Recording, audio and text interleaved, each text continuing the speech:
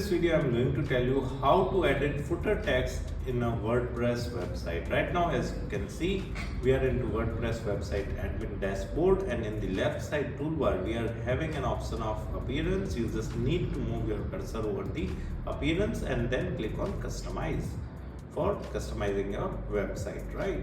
So as you can see, right now we are into the customization section, and in the left side toolbar we are having lots of options, right? You just need to go to the footer, and here in the footer you can simply change the copyright text, right? Whatever the copyright text you want to showcase in the footer, you can simply change that. For example, I just want it to be digital Bikana over here, so I will simply type digital Bikana, right? So as you can see, when you click outside the text box, it will automatically refresh, and as you can see, the footer text has been changed, right? If you want to add heading and text in the footer section, then how you can do it? So for that, I'm going back, and now I'm going to the widget section, and in the widget section I'm going to the footer 3 section, right? And here I'm going to add a block. So for adding a block, we are going to click on plus icon and search for heading, right? And then we can simply select the heading. For example, I just want to write about us, right?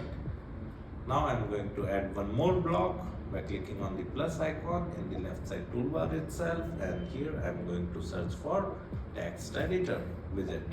Okay, so we are going to search for text or paragraph.